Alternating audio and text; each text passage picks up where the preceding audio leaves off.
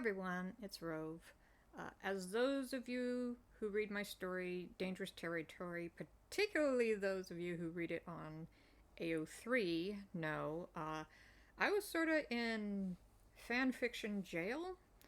Um, I wrote a whole thing about what happened. I think I only posted about that on AO3, but I explained it in Tumblr if you follow me there, Wild Rove. Someone reported me for posting links to places that take your money.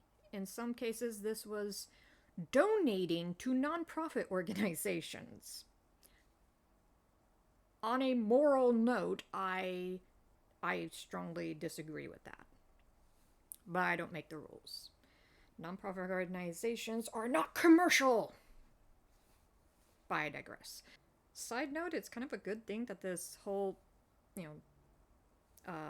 having my account suspended, as much as that sucked, I'm kind of glad that happened after I finished book 3. Because can you imagine if that happened just before the finale of book 3? Like, I'm in the penultimate chapter, and suddenly my account is frozen for a month. God, that would have sucked. So anyway, that was my tangent. So I posted the first chapter of book 4, and then I haven't posted anything after that. And I know some people were like, you okay? Like, did you get in trouble again? My story's still there. I'm still here. Here's the issue. I had planned I would finish book 3. I would take a month off where I could focus, get book 4 prepared. It is mostly written, except for the ending. Like, the last half is kind of The very end is finished, by the way. But I could take a month, get everything ready, have at least like the first 10 chapters ready to go so I don't have to stress out. I then got sick. I then tried to write and just couldn't at the first of the year. And then I got into this problem. Kind of right when I was planning to come back. I was out another month. And you would think, oh, now I really have enough time to write more. Well, no, because for one, I was just stressed by the fear of losing this story. The story's still around. I have it saved. It's on other websites. I was afraid to lose the comments. That's what I love, people who comment. Like, you're the reason I do this. I was trying to go through the book, checking literally every link. Do you have any idea how many links I've used? Over 100 chapters across 3 books. That's a lot of links to check. And I had to check every single one. And even though I got kind of thrown in jail because of, there's like 5 different instances, I actually caught more. For one, I pointed to, it was like a World War II memorabilia thing I was talking about, and I realized it's a shop that sells the memorabilia. That could get me in trouble. That went away. I got in trouble for 2 different instances of promoting people to donate to nonprofit organizations. Oddly enough, there was a third instance that wasn't reported, and that was encouraging people to donate to Palestinian children. That was not reported. Donating to Ukraine and donating to Tonga were reported. Go figure. I had to focus on that, and that honestly took a lot to go through to check every single link, and plus just the stress of it all. And then I had like my own work, I work. A lot going on anyways. I didn't get any writing done.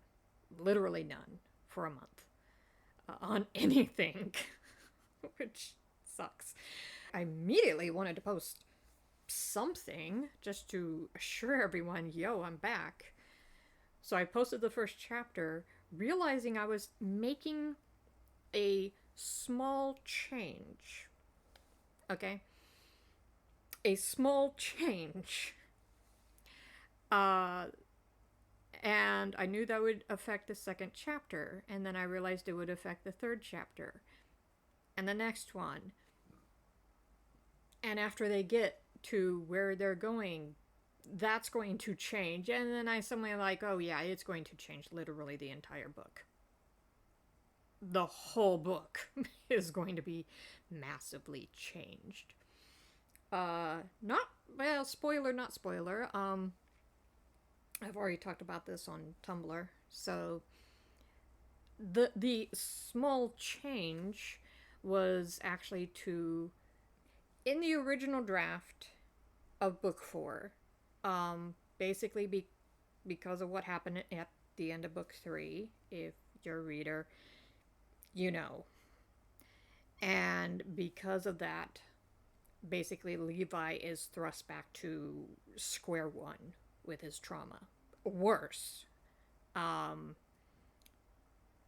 Because his trauma before was bad. This was worse. This nearly cost him his life. And he really came close to not making it. He hasn't talked about that yet. He will, when it's time. And so my idea was, okay, this basically sets him back to square one. Eren has to help him through this, convince him he's okay now. And then I sat there and thought, during this break that I had, which I'm glad now that I had it, I had an extra month to just think, think about this. And I realized I'm repeating book 2. I'm just repeating. Not only that, but they go on this journey to the next, from one location. They're in Santa Vold.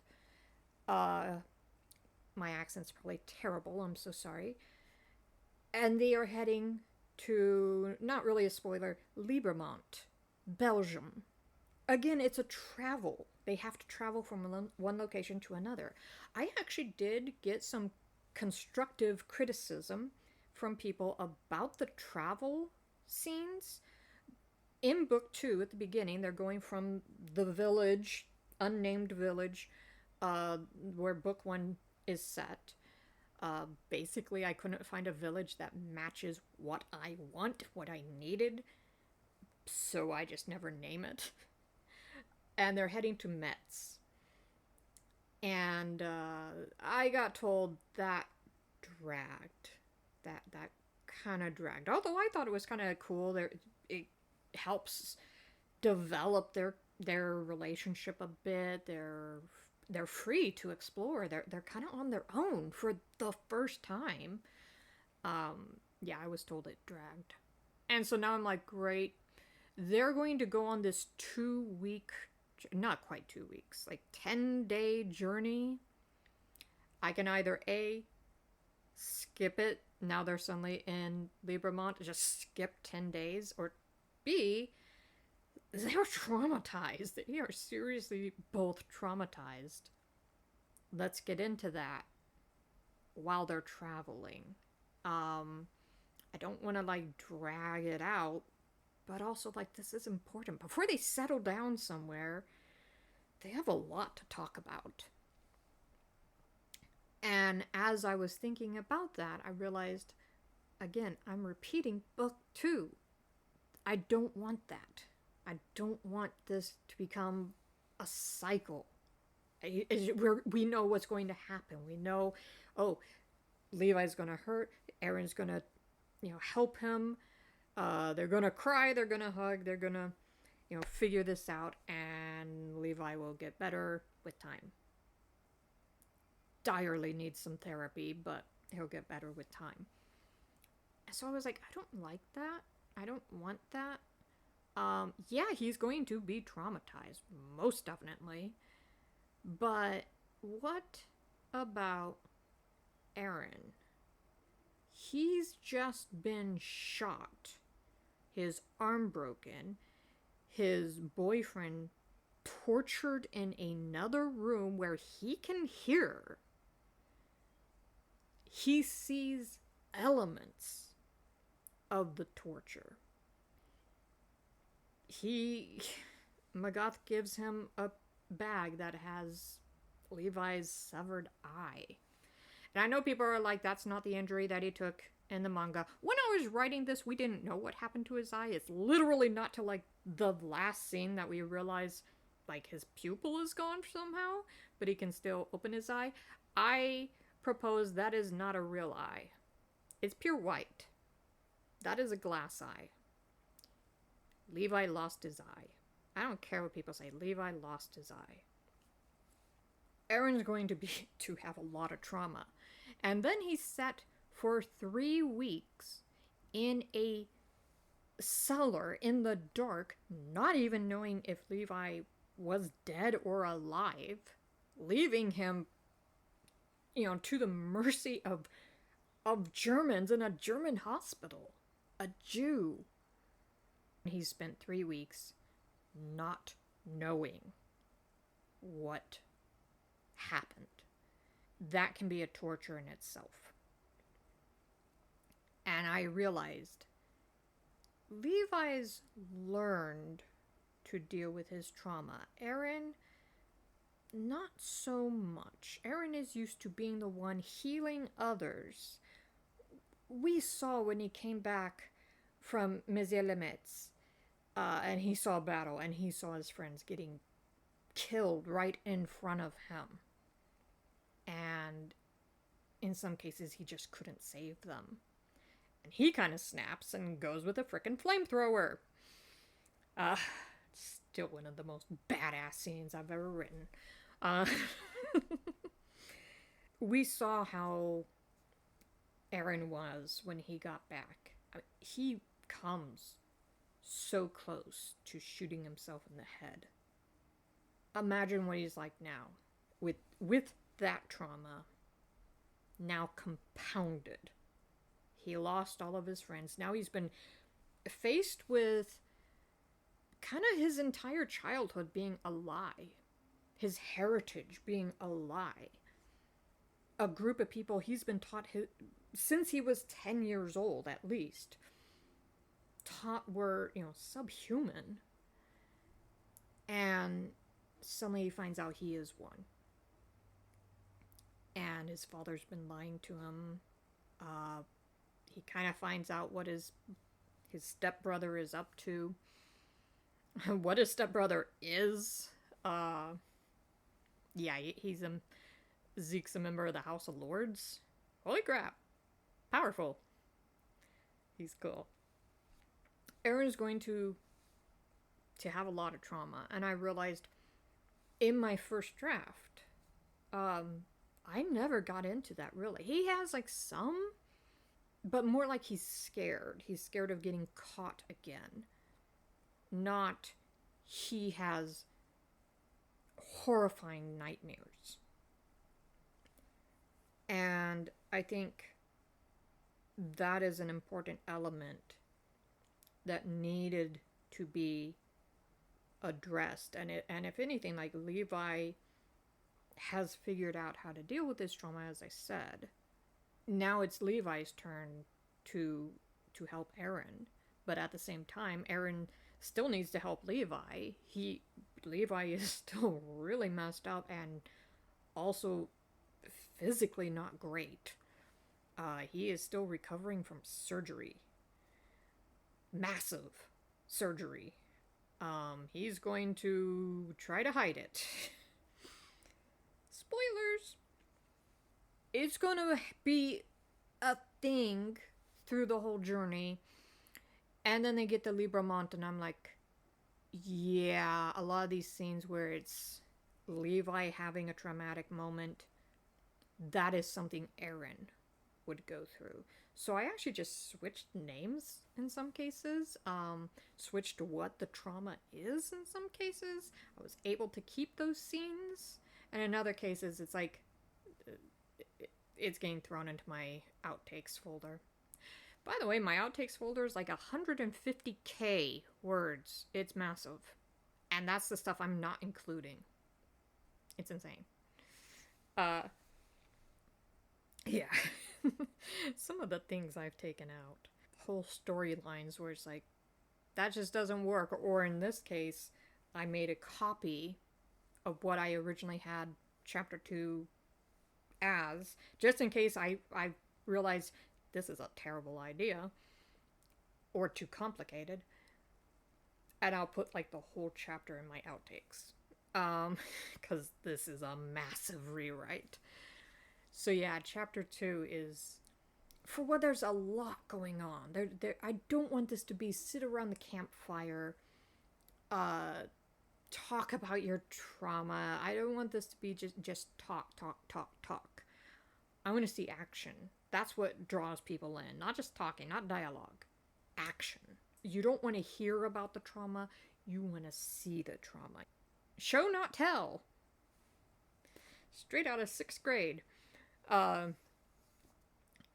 So I do think this, again, little change is turning to be a massive rewrite. I did the same thing with Mets.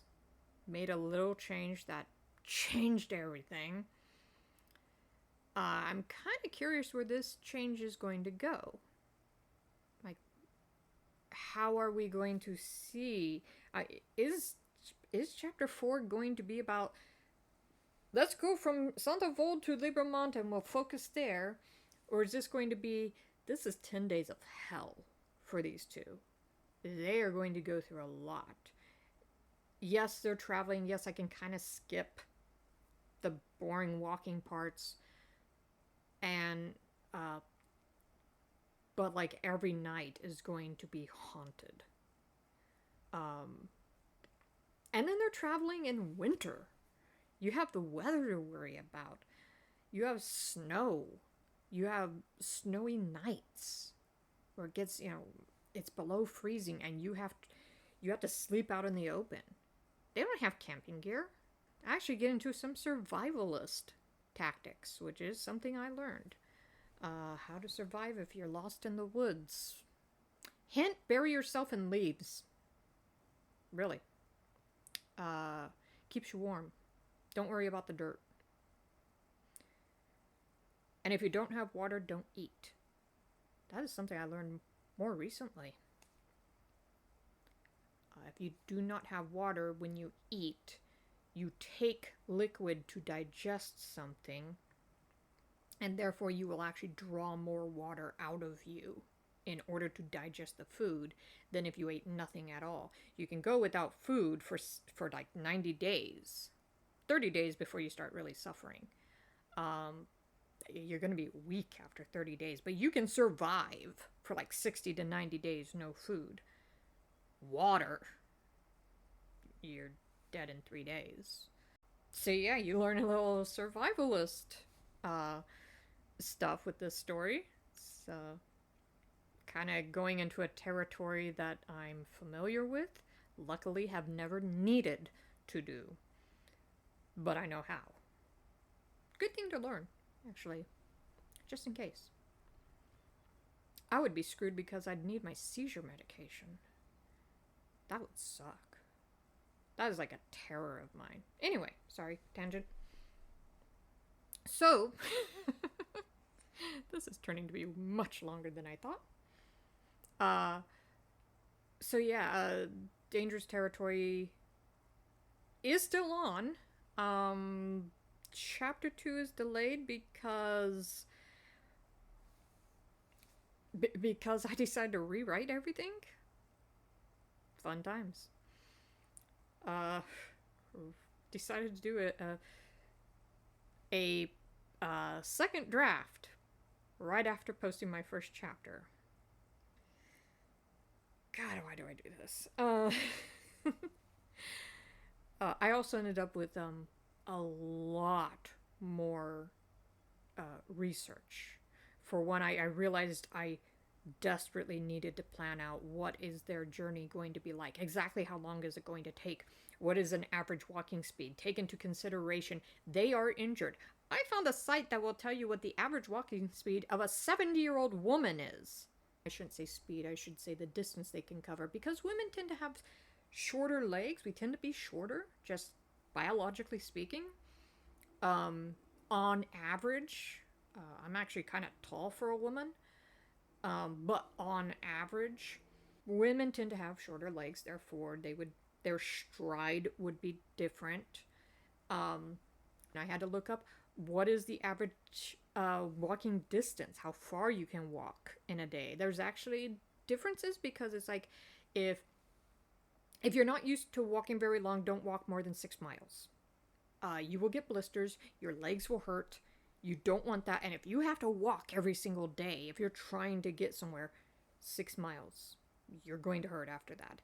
If you are used to long walking and particularly to hiking, you can try to do like I think my longest hike was 12 miles, but I never really did like long distance hiking. Not like my brother. Um, he does some long hikes.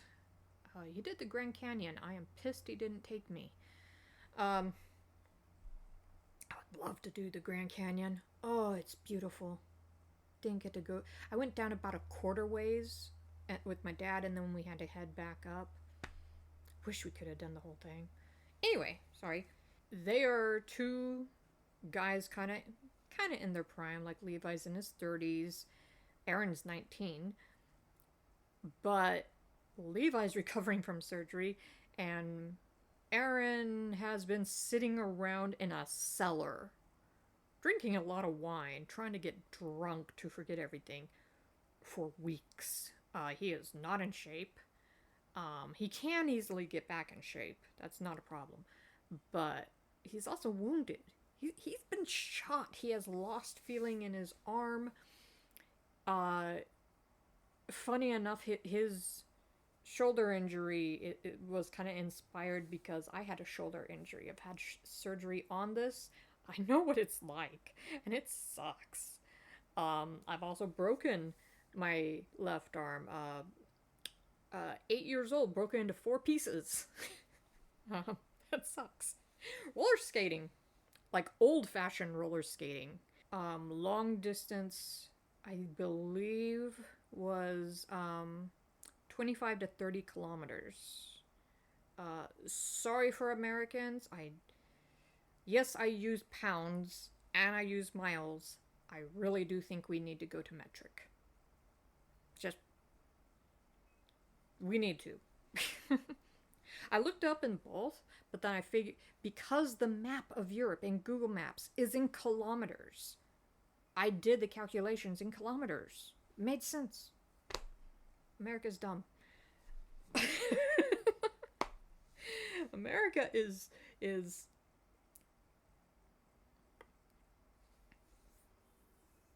stubborn.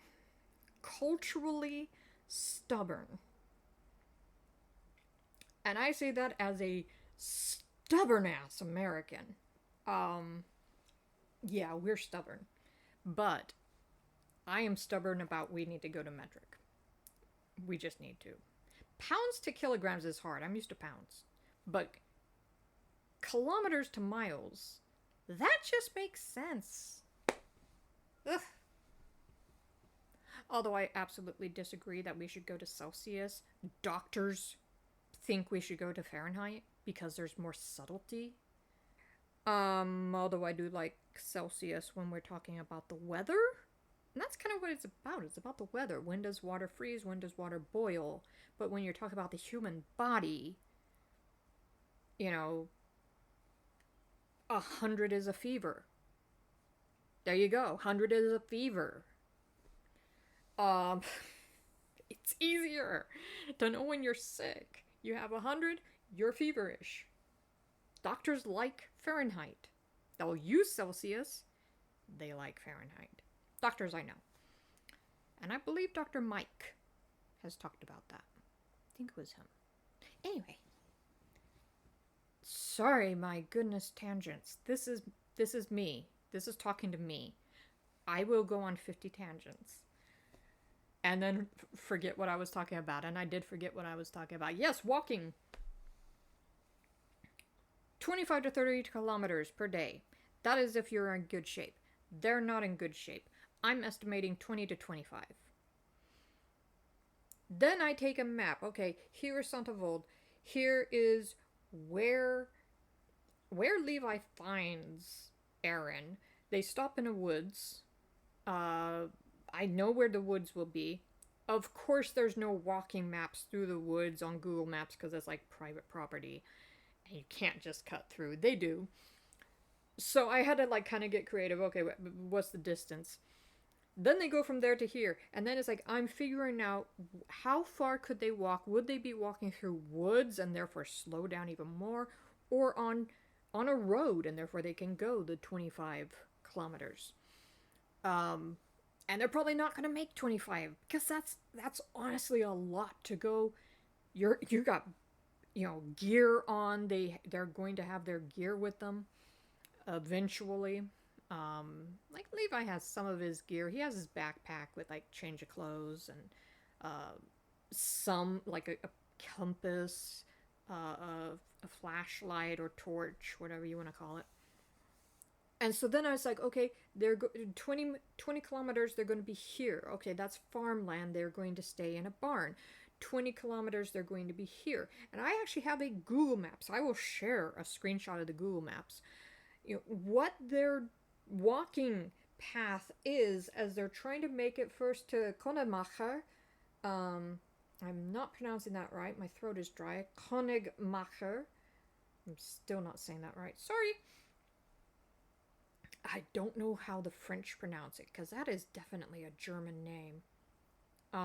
Please let me know. Like, there's a lot of cities in eastern France that have German names, because, yeah, it disputed territory for centuries. That's all I'll say. So they get to Konigmacher, and that's where they're going to cross, and then they're going through here, and I said, well, now they gotta get to here, and finally they get to Liebermont. How many days, what sort of environment are they going to be in? Are they going to be in the woods? Are they going to be in farmlands? Could they stay in a city? And I'm plotting this out, and even if I skip, it's like I'm not going to talk about the next 3 days, they're just going to be traveling. Like, I need to know. A comment recently brought up how they appreciate that I have this whole backstory to Kitz Vormann. None of that gets into the story. The little snippets get into the story, but like I have this detailed backstory. His sister, his brother, an uncle, like his childhood, this trauma he had, what happened to it. He kills his own dad because his dad was abusive to the mom. And like I have all this stuff, and this is background. Like I eventually share it, but in a story setting I wouldn't. This is what Ernest Hemingway talks about, where write all of your background, write your info dumps, have them to the side as reference you can go back to, and take only the tip of the iceberg. It's called the Hemingway iceberg theory. You learn about this in like writing classes. Hemingway iceberg. You can Google it, I'm sure. You take the tip of the iceberg, and all that depth helps it, that little bit you need, helps it to float. And yeah, that is what I need right now. I need to figure out, like, what are they going to do? I need to plot this out. Even if I'm not showing it, even if I'm not describing the countryside. And my goodness, I went on a Google Maps street tour when they were going, through Luxembourg down to Metz. Like, I followed the route. I'm not doing it this time because they're supposed to be cutting through forests and farms. They're trying to avoid the roads, and Google Maps will only take you on roads. I won't take you into private property. Wonder why. And so, that's another thing I'm working on. As I'm also trying to rewrite chapter 2, I'm planning what chapter 3 is going about. Chapter 2, they are going to be set. There's going to be a campfire. They're going to talk. There's going to be discussion. What do we do next? There may be other discussion, like, there's going to be this whole thing with foraging. Foraging is something I'm interested in, so it'll be kind of cool. So, anyway, this is what I'm doing right now as a writer. What I'm getting through. There is a bug on my screen. Go away. Go away. Go away. Go. Go. Don't even know what that bug was. Distractions. Plus, you can see how my brain works right now, going on all these tangents, having those spaz moments. I do not know what the term is. I know some people say spaz is a derogatory term. I would love to know a better term, because that is how I describe it. It is my brain going spastic. It is my brain just flipping out for a few seconds. I flip out for a few seconds. And then I get back on track. Only to go on another tangent. I don't know how my husband puts up with me. I wish my brain worked like this. Computer problem solving flowchart. And it's like, nice, neat little flowchart. My brain doesn't do that. My brain is like,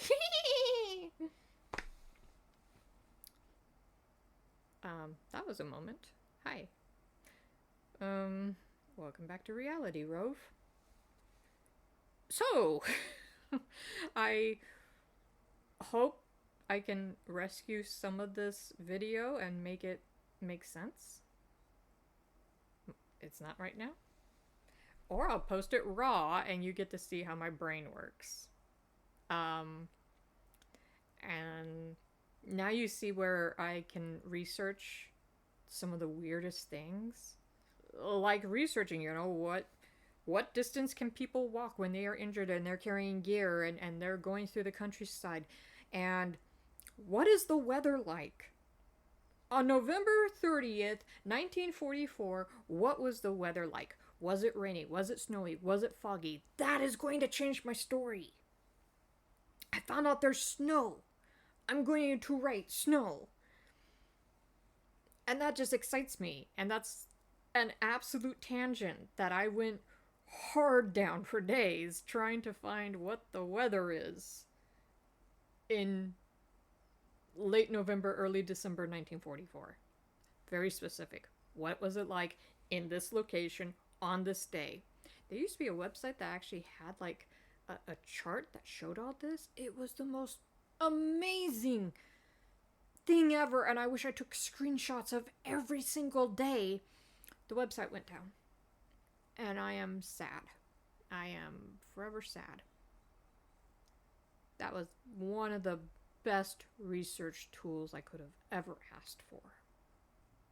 Yeah, this is a very long video. I've been rambling for 45 minutes. I will cut this down. I'll try to.